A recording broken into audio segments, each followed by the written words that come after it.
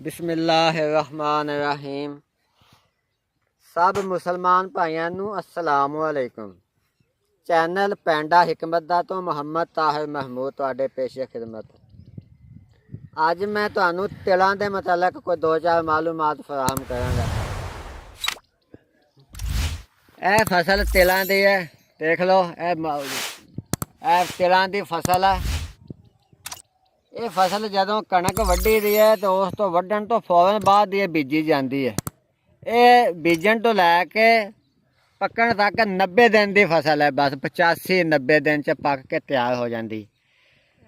यह वेखो, इनू डोडियां लगदियां हर पत्ते दे नाल। यह थल्ले तो नहीं हुंदियां, उतले। आ वेखो, यह डोडियां नू लगदियां ने पौदियां नू। ये तां हाले परवरिश हुंदी पई, नशो नुमा हुंदी पई। जिद्दां जिद्दां वधदे गए इन्हां दे हर पत्ते दे मुੱਢ दे विच डोडी लगदी जानी। जदों पक जांदे इहदा पक्कण दा कि पहले इहदियां शाखां खट्टे रंग दियां होणगीਆਂ, फिर इहदे पत्ते पीले खट्टे रंग दे होणगे। उस तो बाद इहदियां डोडियां खट्टे रंग दियां हुंदियां। जदों इहदी डोडी खट्टे रंग दी हो जावे उदों ही इहनूं वढ के, उस तो बाद देर नहीं करनी, उदों ही वढ के ते छोटियां छोटियां पूड़ियां बन के ते इदां खड़े कर देने। जिमीदारां नूं पता किदां खड़े करने। ये 7-8 दिनां दे विच खुश्क हो के इहदियां डोडियां खिड़ जांदियां। फिर इहनूं मजदूर ला के ते झंब लैंदे, इदां मूधे करके झंब लैंदे ते इहदा जिहड़े तिल वा बी ओह हासल कर लैंदे। ਉਹ ਤਿਲਾਂ ਦੇ ਕੋਈ ਦੋ ਚਾਰ ਫਾਇਦੇ ਮੈਂ ਤੁਹਾਨੂੰ ਦੱਸਦਾ ਕਿ ਜਿਸ ਬੱਚਿਆਂ ਨੂੰ ਜਾਂ ਕਿਸੇ ਵੱਡੀ ਉਮਰ ਦੇ ਬੰਦਿਆਂ ਨੂੰ ਪਿਸ਼ਾਬ ਬਹੁਤ ਜ਼ਿਆਦਾ ਆਉਂਦਾ ਵਾ, ਇਹ ਤਿਲ ਲੈ ਲਓ ਤੇ ਜਿੰਨੇ ਤਿਲ ਆ ਉਨੀ ਵਿੱਚ ਦੇਸੀ ਸ਼ੱਕਰ ਮਿਲਾ ਲਓ ਤੇ ਸੁਬਾਹ ਸ਼ਾਮ 2-2 ਚਮਚ ਜਾਂ 1-1 ਚਮਚ ਉਹ ਚੰਗੀ ਤਰ੍ਹਾਂ ਚੱਬ ਕੇ ਖਾਣੇ ਆ। ਉਹਦੇ ਵਾਸਤੇ ਜਿਹੜਾ ਜ਼ਿਆਦਾ ਪਿਸ਼ਾਬ ਆਉਂਦਾ ਵਾ ਬੱਚਿਆਂ ਨੂੰ ਜਾਂ ਵੱਡਿਆਂ ਨੂੰ, ਉਹ ਪਿਸ਼ਾਬ ਉਹਦਾ ਨਾਲ ਠੀਕ ਹੋ ਜਾਏਗਾ। ਜ਼ਿਆਦਾ ਪਿਸ਼ਾਬ ਨਹੀਂ ਆਏਗਾ ਇਨਸ਼ਾਅੱਲਾ। ਦੂਸਰਾ, ਇਹਨਾਂ ਦੇ ਤਿਲਾਂ ਦੇ ਵਿੱਚ ਇਹ ਜਿਹੜੀ ਡੋਡੀਆਂ ਦੇ ਵਿੱਚ ਬੀ ਤਿਲ ਹੈ, ਇਹਨਾਂ ਨੂੰ ਕੋਹਲੂ ਦੇ ਵਿੱਚ ਇਹਨਾਂ ਨੂੰ ਇਹਦਾ ਬੀ ਵੀ ਕਹਿੰਦਾ ਤੇਲ ਕੱਢਿਆ ਜਾਂਦਾ ਇਹਨਾਂ ਦੇ ਬੀਆਂ ਦਾ, ਜਿਹਨੂੰ ਤਿਲਾਂ ਦਾ ਤੇਲ ਕਹਿੰਦੇ ਆ। ਲੋਕ ਨੇ ਕੁਨਜਦ, ਤਿੱਬਤੀ ਜ਼ਬਾਨ 'ਚ ਫਾਰਸੀ ਦਾ ਲਫ਼ਜ਼ ਆ ਕੁਨਜਦ, ਲੋਕ ਨੇ ਕੁਨਜਦ ਵੀ ਕਹਿੰਦੇ ਤਿਲਾਂ ਦੇ ਤੇਲ ਨੂੰ।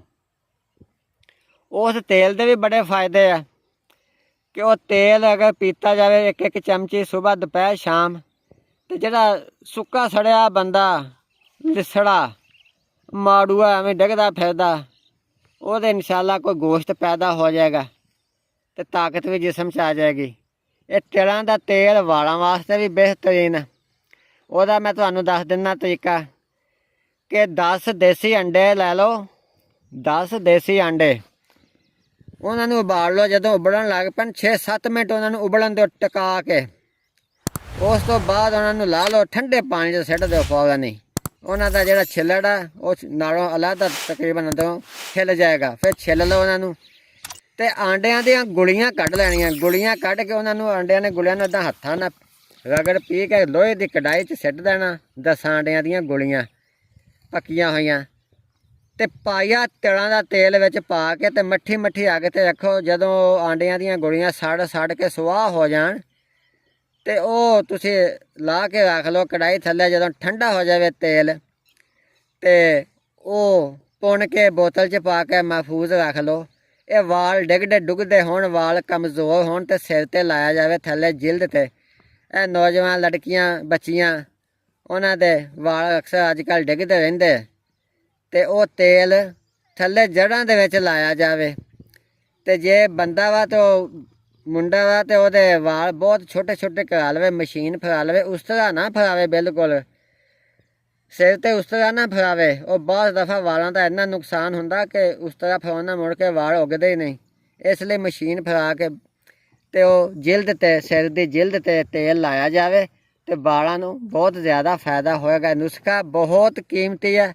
मैं जिहड़ा तुहानूं दस्सण दियां आपदे मुसलमान भाइयों नूं, ये बहुत कीमती नुस्खा है। ये बना के आजमाओ, वेखियो इंशाअल्लाह तुहानूं कितना फ़ायदा होएगा। इंशाअल्लाह तुसीं इस नुस्खे की बहुत ही तारीफ करोगे। हाँ जी भाइयों, ਵੀਡੀਓ ਤੁਸੀਂ ਸਾਡੀ ਵੇਖ ਲਈ ਹੈ। ਹੁਣ ਮੈਂ ਕੁਝ ਤੁਹਾਨੂੰ ਮਾਲੂਮਾਤ ਹੋਰ ਦੇਣੀਆਂ ਨੇ ਕਿ ਬੰਦਿਆਂ ਦੇ ਜਿਹੜੇ ਪੋਸ਼ੀਦਾ ਮਰਜ਼ ਆ, ਪੋਸ਼ੀਦਾ ਮਸਲੇ ਆ, ਉਹਦੇ ਵਾਸਤੇ ਇਹ ਵੇਖੋ ਸਾਡੇ ਕੋਲ ਇਹ ਦਵਾਈਆਂ ਮੌਜੂਦ ਆ, ਕਾਮਯਾਬ ਦਵਾਈਆਂ। ਜੇ ਕਿਸੇ ਭਾਈ ਨੂੰ ਇਹ ਚਾਹੀਦੀਆਂ ਹੋਣ ਤੇ ਸਾਡੇ ਕੋਲ ਮੰਗਵਾ ਸਕਦਾ। ਇਸ ਤੋਂ ਇਲਾਵਾ ਬੁੱਢੀਆਂ ਦੇ ਪੋਸ਼ੀਦਾ ਮਰਜ਼ਾਂ ਦੀਆਂ ਦਵਾਈਆਂ ਵੀ ਸਾਡੇ ਕੋਲ ਹੈਗੀਆਂ। ਮਿਹਦੇ ਦੇ ਮਰਜ਼, ਬਵਾਸੀਰ, ਦਿਮਾਗ ਦੇ ਤਮਾਮ ਮਰਜ਼, ਜੋੜਾਂ ਦਾ ਦਰਦ, ਕੈਂਸਰ, ਗੰਜ ਦਾ ਤੇਲ, ਗੰਦੇ ਖਰਾਬ ਜ਼ਖਮਾਂ ਦੀਆਂ ਵੀ ਕਾਮਯਾਬ ਦਵਾਈਆਂ ਸਾਡੇ ਕੋਲ ਹੈਗੀਆਂ। ਤੁਸੀਂ ਜਾਂ ਤਾਂ ਸਾਨੂੰ ਮਿਲ ਕੇ ਸਾਡੇ ਕੋਲ ਆ ਕੇ ਲੈ ਲਓ, ਜੇ ਨਹੀਂ ਤੇ ਬਦਲੀਆ TCS ਵੀ ਅਸੀਂ ਤੁਹਾਨੂੰ ਭੇਜ ਸਕਦੇ ਹਾਂ। ਤੁਸੀਂ ਆਰਡਰ ਦਿਓ। ਤੇ ਸਾਡੀ ਇਹ ਵੀਡੀਓ ਅਗਰ ਜੇ ਤੁਹਾਨੂੰ ਪਸੰਦ ਆਈ ਹੈ ਤੇ ਇਹਨੂੰ ਸਬਸਕ੍ਰਾਈਬ ਤੇ ਲਾਈਕ ਕਰੋ। ਤੇ ਜੇ ਕਿਸੇ ਭਾਈ ਭੈਣ ਨੇ ਕੋਈ ਮਸ਼ਵਰਾ ਲੈਣਾ ਹੋਵੇ, ਕੋਈ ਗੱਲ ਪੁੱਛਣੀ ਹੋਵੇ, ਕੋਈ ਸਵਾਲ ਪੁੱਛਣਾ ਹੋਵੇ ਤੇ ਕਮੈਂਟ ਕਰੋ।